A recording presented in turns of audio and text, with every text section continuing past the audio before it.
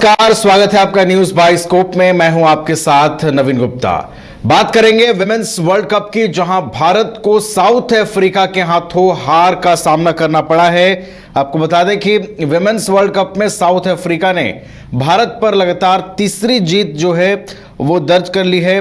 विशाखापट्टनम में खेले गए मुकाबले में साउथ अफ्रीका ने भारत को 3 विकेट से हरा दिया है। आपको बता दें कि इस मुकाबले में कई मौकों पर ऐसा लगा कि मैच या तो साउथ अफ्रीका के फेवर में है या भारत के फेवर में है, लेकिन अंततः इस मुकाबले में बाजी साउथ अफ्रीका की टीम जो है वो मार ले जाती है।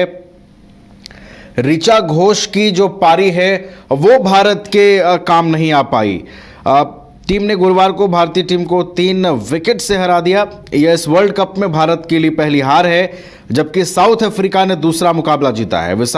विशाखापट्टनम में साउथ अफ्रीका ने 252 रनों का टारगेट 48.5 ओवर में 7 विकेट खोकर चेज कर लिया।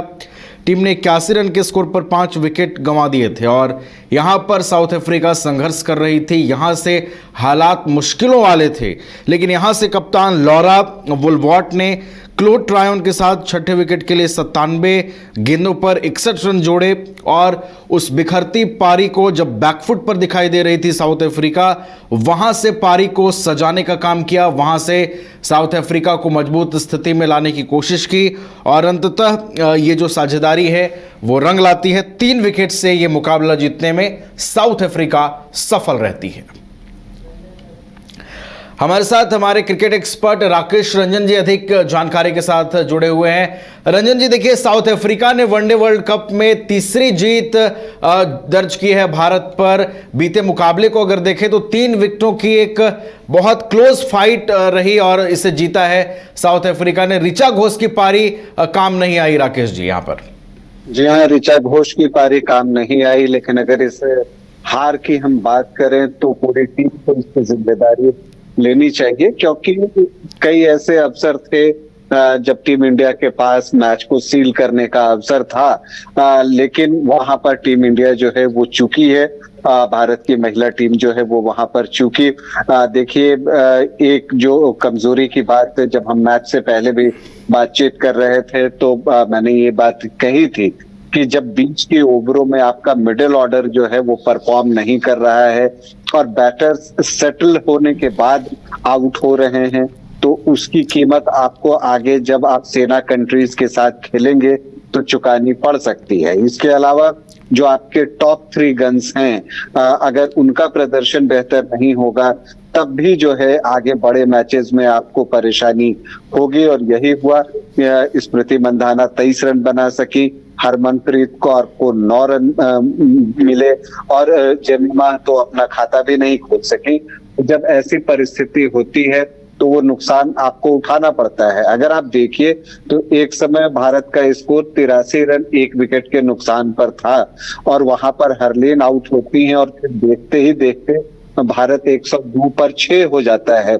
आप मतलब कि 19 रनों में जो है आप अपने 5 विकेट गंवा देते हैं, तो फिर आपको रिपेयर करना पड़ता है, क्योंकि 6 विकेट आपके गिर गए। और जब आपके 6 विकेट गिर गए तो फिर वो रन गति भी धीमी हो गई और इसकी कीमत आपको चुकानी पड़ी है। ये तो अगर ऋचा घोष ने पारी नहीं खेली होती उस तरह की तो फिर वो 220-22 के पास रुक जाना था। ये तो ऋचा घोष और स्नेह राणा की पारी थी जिसने भारत को 250 के आंकड़े के पास पहुंचाया। तो यहाँ पर एक गलती जो है वो टीम इंडिया के साथ हुई है।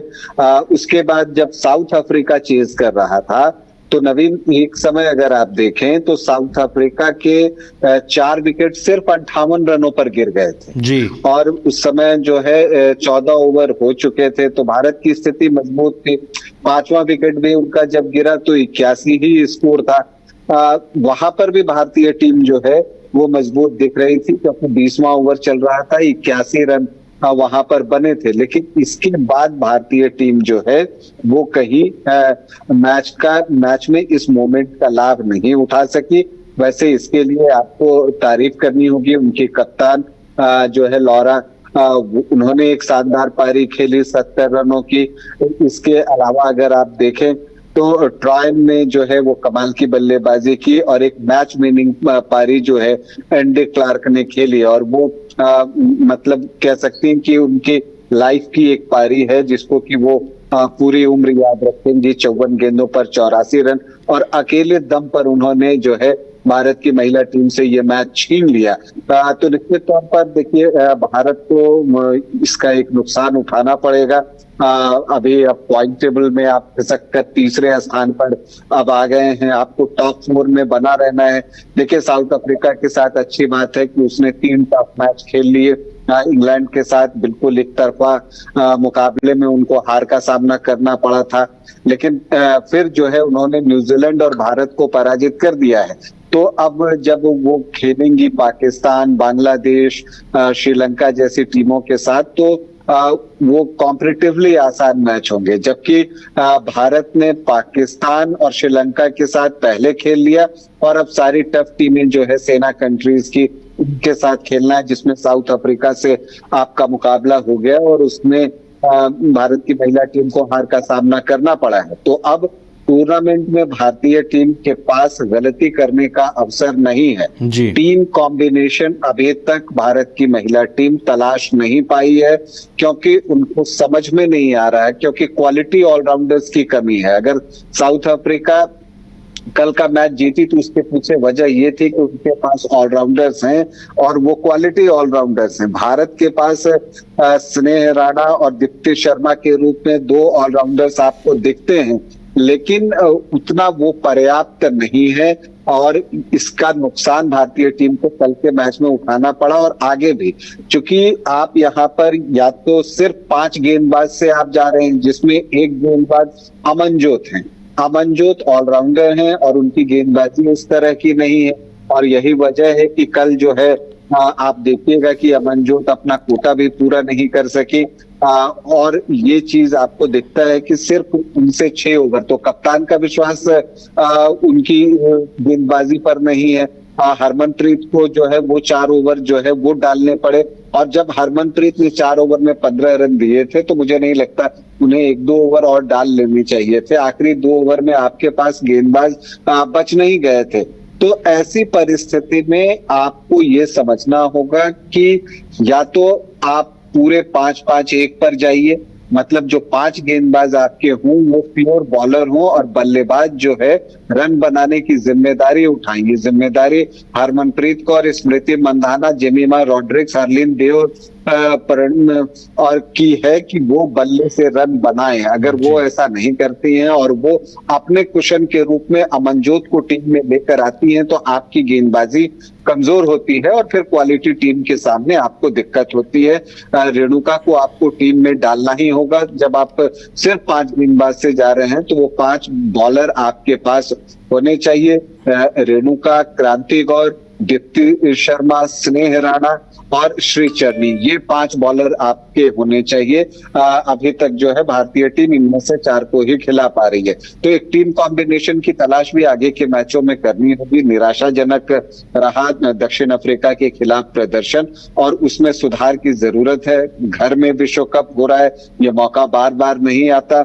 तो भारतीय टीम के पास अवसर है कि जो काम उसने अब तक नहीं किया विश्व कप जीतने का, वो इस बार करे। प्रशंसक ये उम्मीद कर रहे हैं और विश्व कप से पहले स्मृति मंधाना गजब के फॉर्म में थी। इस विश्व कप में आकर वो सेटल होने के बाद आउट हो रही हैं।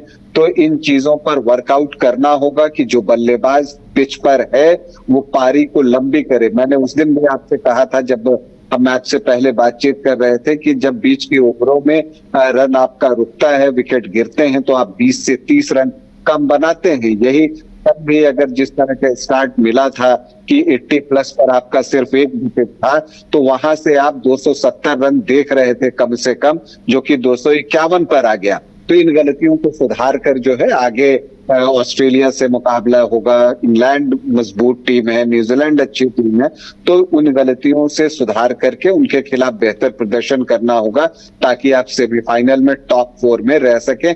तभी आप सेमीफाइनल खेल सकेंगे और आपके पास खिताब जीतने की संभावना बचेगी। वैसे इस टीम में ये पोटेंशियल है कि वो वापसी कर सकती है।